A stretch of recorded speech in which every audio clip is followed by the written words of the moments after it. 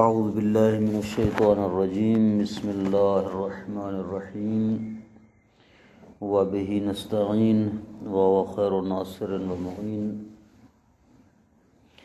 والنار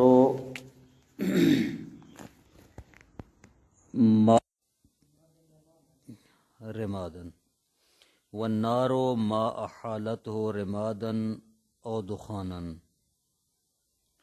ولا خزفا ولا آجرا فی اصح القولین وعلیہ المصنف فی غیر البیان۔ مطہرات کی بات چل رہی تھی۔ مطہرات میں سے ایک مطہر ہے آگ۔ آگ کس چیز کو پاک کرتی ہے؟ ما اس چیز کو اس چیز کے لیے مطہر ہے احالتہ رمادن جس کو راکھ میں بدل دے، جس کو ہم استحالہ کہتے ہیں نا، استحالہ کہ ایک چیز بالکل اپنی جنس جو ہے وہ تبدیل کر دے۔ استحالہ یہی ہوتا ہے نا، جنس تبدیل ہو جانا۔ تو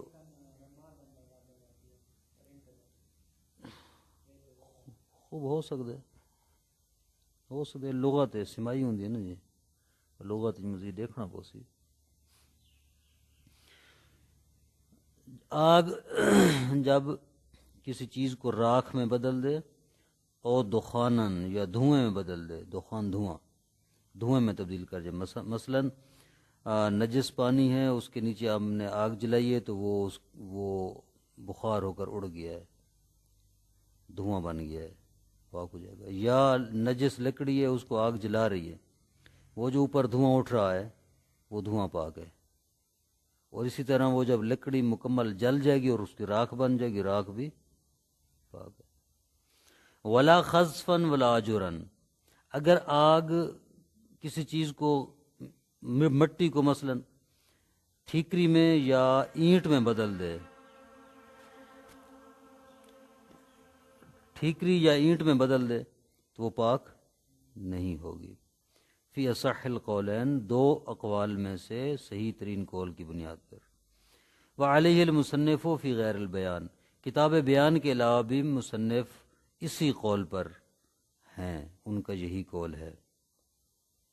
وفی ہے، اور کتاب بیان میں قوا قول الشیخ بالطہارت فیہما، مصنف نے شیخ طوسی علیہ الرحمہ کے قول کو قوی قرار دیا ہے، کیا کہ خزف اور اجر بھی پاک ہو جاتی ہے جب مٹی ٹھیکری میں بدل جائے یا اینٹ میں بدل جائے تو پاک ہو جائے گی۔ یہ جو ہے کس کا قول ہے؟ جناب شیخ طوسی کا قول ہے، اور جناب مصنف نے کتاب بیان میں شیخ طوسی کے قول کو تقویت دی ہے، قوی کہا ہے۔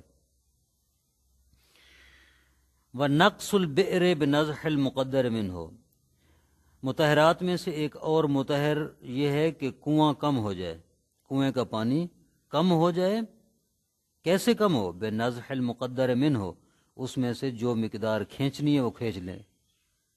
جب وہ مقدار انسان نے کھینچنی ہے، مثلا ایک چیز کے لیے 10 ڈول پانی کھینچنے ہیں کنویں سے، تو جب 10 ڈول کھینچ لیں گے تو وہ کنواں پاک ہو جائے گا۔ یعنی یہ 10 ڈولوں کا کم ہونا کنویں کے لیے مطہر ہے۔ وَكَمَا يَطْهُرُ الْبِئْرُ بِذَلِكَ فَكَذَا حَافَتُ، جیسے پانی کے کھینچنے سے اور پانی کے کم ہو جانے کے ذریعے کنواں پاک ہو جاتا ہے، اسی طرح کنویں کے جو ارد گرد ہیں، یعنی اس کی جو دیواریں ہیں وہ بھی پاک ہو جائیں گی، کنویں کی دیواریں بھی پاک ہو جائیں گی۔ وَآلَاتُ النَّزْحِ، اور کھینچنے والے جو آلات ہیں وہ بھی پاک ہو جائیں گے۔ وہ جس ڈول کے ذریعے پانی کھینچا جا رہا ہے، وہ جو رسی جو ڈول کے ساتھ بندھی ہوئی ہے، ظاہر جب وہ کام کر رہے ہیں تو وہ پانی سے گیلی ہو رہی ہے نا، نجس ہو رہی ہے، کہتے ہیں جب کنواں پاک ہو جائے گا یہ چیزیں بھی پاک ہو جائیں گی۔ اس کو کیا کہتے ہیں؟ طبیعت۔ والمباشر، اور مباشر یعنی وہ کھینچنے والا انسان، شخص، وہ بھی پاک ہو جائے گا۔ وما یصحب ہو حالت ہو، اور وہ چیزیں جو پانی کھینچنے وقت اس کے ساتھ تھیں، کپڑے، جوتے، ہاتھ وغیرہ، وہ بھی اس کی پاک ہو جائیں گی۔ قدرت نے کیا انسان کے لیے جو ہے نا سہولیات اور نعمتیں۔ وعلیکم السلام ورحمۃ اللہ. وذهاب ثلثي العصير مطهر للثلث الآخر على القول بنجاسته. والآلات والمزاول، کہتے ہیں عصیر عنبی کے جب 2/3 حصہ خشک ہو جائے، عصیر عنبی کا 2/3. عصیر عنبی کیا ہے؟ انگور کا رس. حکم یہ ہے کہ انگور کا رس اگر اس کو آگ پر چڑھایا جائے، انگور کے رس کو، جوس کو آگ پر رکھا جائے اور وہ جوش کھانے لگ جائے تو وہ کیا ہو جاتا ہے؟ نجس ہے، شراب بن جاتی ہے. ٹھیک ہے. لیکن جب وہ اتنا جوش کھائے کہ اس کا 2/3 حصہ کم ہو جائے، 1/3 باقی رہ جائے، تو وہ جو باقی 1/3 بچ گئی ہے وہ پاک ہو جائے گا. آگے سمجھ مسئلے کی. اس میں علماء کا اختلاف ہے. بعض کہتے ہیں کہ انگور کا رس جوش کھانے سے نجس ہوتا ہے. بعض فقہا فرماتے ہیں کہ جوش کھانے سے انگور کا رس نجس نہیں ہوتا. اصلاً جب نجس ہی نہیں ہوتا تو اس کے پاک ہونے کا تصور پھر نہیں ہے کہ کیسے پاک ہوگا، بس نجس ہی نہیں ہے. آگے سمجھ. تو یہ جو حکم مصنف نے بیان کیا ہے یہ اس بنا پر ہے کہ ہم عصیر عنبی کو جوش کھانے کی وجہ سے نجس مانیں. تو جب جوش کھائے گا وہ نجس ہو جائے گا، پھر جوش کھاتا رہے 2/3 خشک ہو جائے، 1 حصہ بچ جائے تو پاک ہو جائے گا. آگے سمجھ. ذہاب و ثلثی العصیر، عصیر عنبی انگور کے رس کا 2/3 چلا جانا، 2/3 خشک ہو جانا مطہر ہوتا ہے. مطہر للثلث الاخر، یہ ذہاب ثلث ہے، مطہر ہے تیسرے حصے کے لیے جو بچ گیا ہے. علی القول بے نجاست، اس قول کی بنا پر کہ ہم اس کے نجس ہونے کے قائل ہوں. والآلات والمزاول، اور جو آلات ہیں، وہ جو ہنڈیا جس میں وہ پک رہا ہے وہ بھی پاک ہو جائیں گے. آلات سے مراد مثلا اس میں چمچہ پھیر رہے ہیں آپ، اس کا دیچکی کا ڈھکنا، خود دیچکی، جب وہ رس پاک ہو جائے گا 2/3 کم ہو کر، وہ چیزیں بھی ساتھ جو ہے اس کے پاک ہو جائیں گی، جس کو ہم طبیعت کہتے ہیں. طبیعت سے مراد ہے تابع ہونا، یعنی وہ چیزیں اس رس کے تابع ہو کر پاک ہو جائیں گی.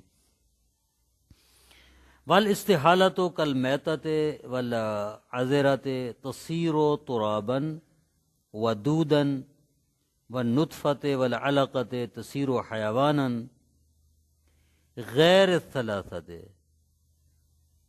والماء النجس بولا لحیوان معقول ولبنا ونحو ذلک. کہتے ہیں کہ استحالہ بھی مطہر ہے. استحالہ کیا ہوتا ہے؟ پہلے عرض کیا ہے کہ استحالہ یعنی کسی چیز کا دوسری جنس میں تبدیل ہو جانا، اس کی جنس بدل جائے، وہ استحالہ ہو جاتا ہے. کیسے؟ جیسے مردار یا عذرہ یعنی انسان کا پخانہ وہ مٹی بدل جائے، مٹی بن جائے، یا وہ کیڑوں میں تبدیل ہو جائے، کیڑے پڑ جاتے ہیں نا، کیڑوں میں تبدیل ہو جائے تو پاک. والاستحالۃ، اور استحالہ مطہرات میں سے ہے، کالمیتۃ والعذرۃ تصیر ترابا، جس طرح مردار اور انسان کا پخانہ مٹی بن جائے، ودودا یا کیڑوں میں بدل جائے، والنطفۃ والعلقۃ تصیر حیوانا، نطفہ حیوان میں بدل جائے، علقہ حیوان میں بدل جائے. نطفہ تو وہی نطفہ یعنی وہی منی، نجس ہے منی، جب وہ حیوان بن جائے تو حیوان پاک ہے. والعلقۃ، اس طرح علقہ کسے کہتے ہیں؟ خون کا وہ جمع ہوا خون کا لوتھڑا جسے کہتے ہیں، یہ حیوان میں تبدیل ہو جائے، کیونکہ خون نجس ہے نا، چاہے خون جمع ہوا ہو یا بہہ رہا ہو، نجس ہی ہے، خون نجس ہے. جب وہ انسان بن جائے گا تو پاک ہو جائے گا. جنس بدل گئی ہے نا. غیر ثلاثت، 3 حیوانوں کے علاوہ، کلب، خنزیر اور کافر. 3 حیوانوں سے مراد کیا ہے؟ کلب، خنزیر اور کافر، کتا، سور، کافر. یہ نجس ہیں، چاہے یہ منی سے حیوان بن جائیں، علقہ سے حیوان بن جائیں، تو یہ تو نجس ہیں. ٹھیک ہے، ان کے علاوہ حیوانوں کی بات ہے. والماء النجس بولن، نجس پانی پیشاب میں بدل جائے. کس چیز کے پیشاب میں؟ لے حیوان معقول، معقول اللحم، حیوان کے پیشاب میں. مثلا گائے نے نجس پانی پی لیا ہے، نجس پانی پیے، اب اس نے جب پیشاب کیا ہے، اس کا پیشاب نجس ہوگا پاک ہوگا؟ اس کا پیشاب پاک ہوگا، کیونکہ وہ پانی کی جنس بدل گئی ہے ایک حلال جانور میں. ٹھیک ہے، معقول، اگر نجس پانی معقول اللحم جانور کا پیشاب بن جائے پاک ہے. واللبنن، اگر دودھ بن جائے، نجس پانی پیا ہے، نجس غذا کھائی ہے اس نے، وہ دودھ میں تبدیل ہو گیا ہے تو پاک ہے. ونحو ذالک، گوشت بن جائے، مثلا وہ نجس پانی اس نے پی لیا ہے، ظاہر ہے جس میں گیا تو گوشت بن گیا، کچھ ایسا گوشت بنا، کچھ خون بنا، کچھ پانی بنا وغیرہ، تو وہ کیا ہے؟ پاک. وانقلاب الخمر خلن یا خلن، خمر کا سرکے میں تبدیل ہو جانا بھی مطہر ہے. شراب کا سرکے بدل جانا مطہر ہے.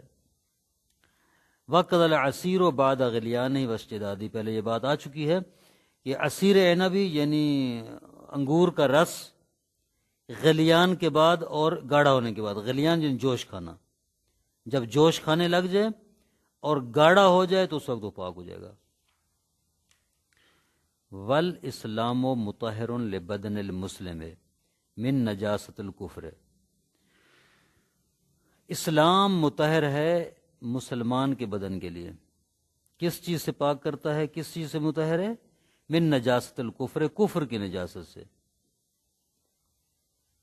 باقی جتنی نجاسات ہیں وہ اسلام سے پاک نہیں ہوتی، صرف کفر ہے جو اسلام سے پاک ہوتا ہے. پیشاب ہے، پخانہ ہے، منی ہے، خون ہے، میتا ہے، جو بھی ہیں وہ اسلام سے پاک نہیں ہوتی. ایک انسان نے کلمہ پڑھ لیا تو اس کا پیشاب پاک ہو جائے گا؟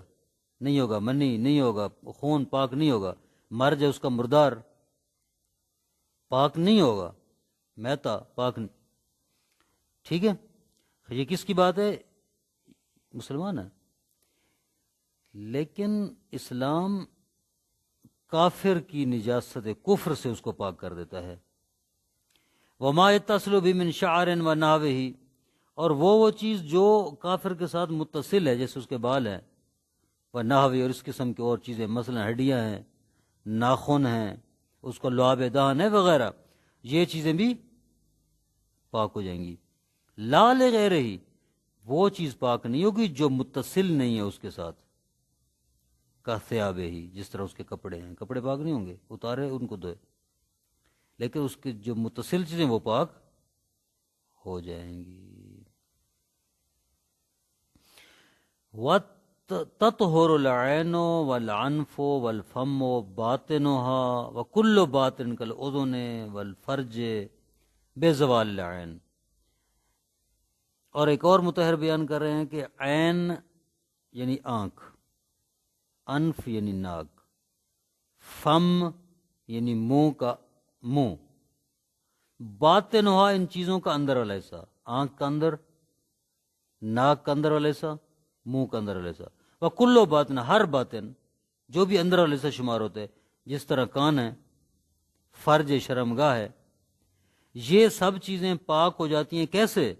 بے زوال العین، عین نجاست کے زائل ہونے سے.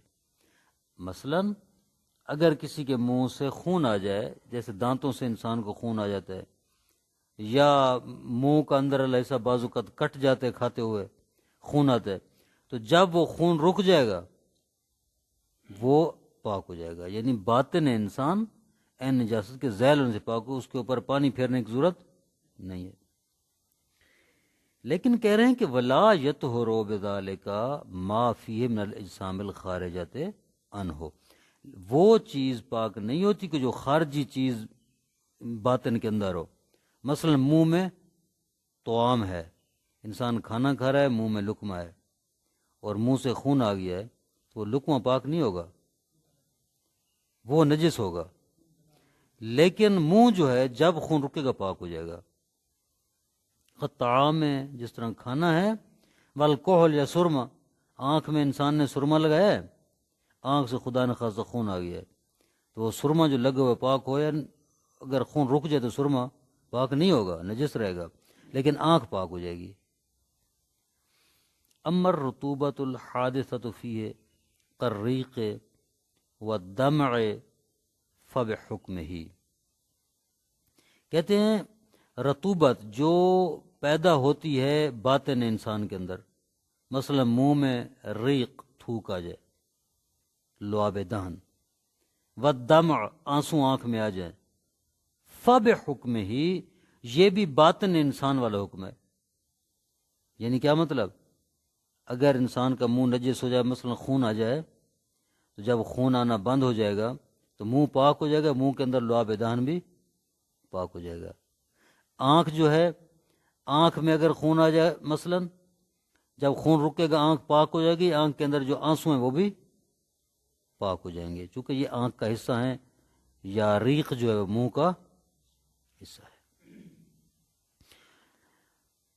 وَالطُّهْرُ مَا يَتَخَلَّفُ فِي الْفَمِّ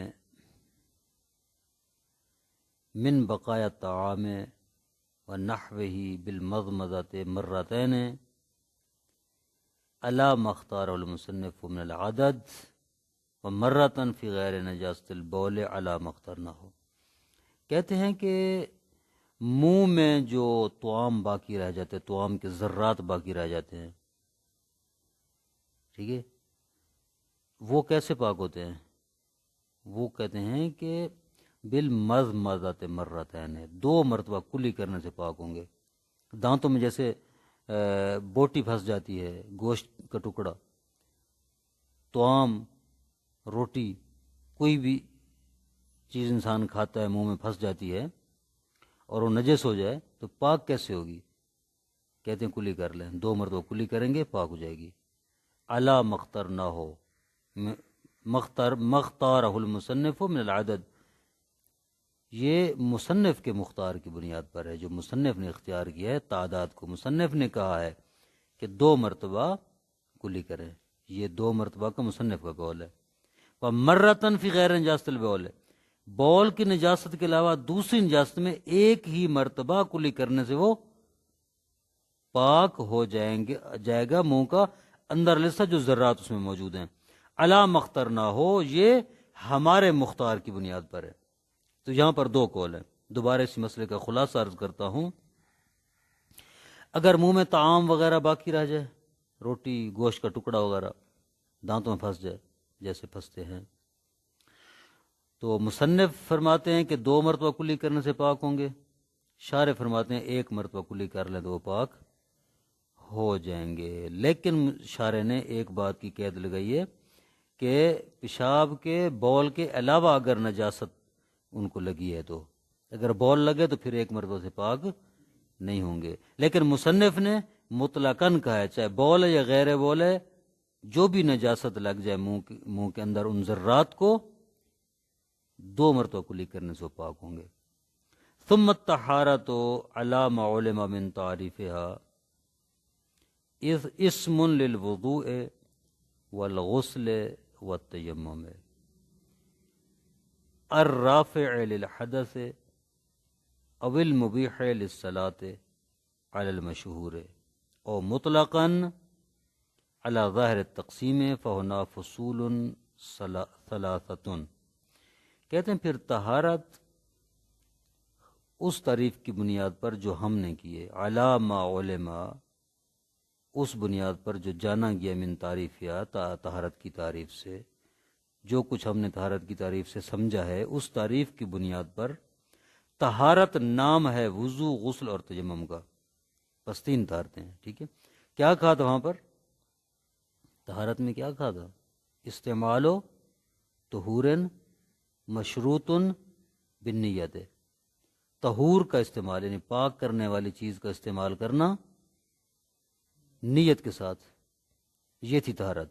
بس یہ ساری جتنی بحث آئی ہے اس کے آخر میں نتیجہ کیا ہے؟ نتیجہ یہ ہے کہ طہارت جس میں یہ شرط پائی جائے، جس پر یہ تعریف صادق آتی ہے، وہ صرف 3 طہارتیں باقی رہ جاتی ہیں: وضو، غسل اور تیمم۔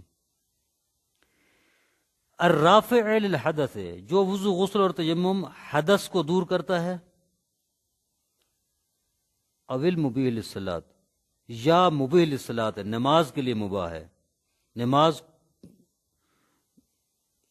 علی المشہور، مشہور قول کی بنا پر، او مطلقاً، یا مطلقاً، چاہے وہ رافع ہو یا نہ ہو، چاہے وہ مبیح للصلاۃ ہو یا نہ ہو، اس کو طہارت کہیں گے۔ آئی سمجھ؟ یعنی یہاں پر 3 باتیں آ گئی نا۔ ایک بات ہے کہ وضو، غسل، تیمم جو ہے یہ جو رافع حدث ہو، حدث کو دور کرے، اس کو طہارت کہیں گے۔ دوسرا قول ہے نہیں، رافع حدث کے ساتھ ساتھ نماز کے لیے بھی مباح ہو، اس کے ساتھ نماز بھی پڑھ سکتے ہوں، تو اسے طہارت کہا جائے گا، یہ مشہور قول ہے۔ اور تیسرا قول یہ ہے کہ مطلقاً، چاہے رافع ہو، رافع حدث ہو یا نہ ہو، چاہے مبیح للصلاۃ ہو یا نہ ہو، تب بھی ان کو طہارت کہا جائے گا، علی ظاہر التقسیم، ظاہراً جو تقسیم ہوئی ہے اس تقسیم کی بنیاد پر۔ فَهُنَا فصول ثلاثۃ، یہاں پر 3 فصلیں ہیں۔ پہلی فصل ہے وضو کے متعلق، انشاءاللہ العزیز اس کو کل پڑھتے ہیں۔ صلی اللہ علی محمد و آلہ وسلم۔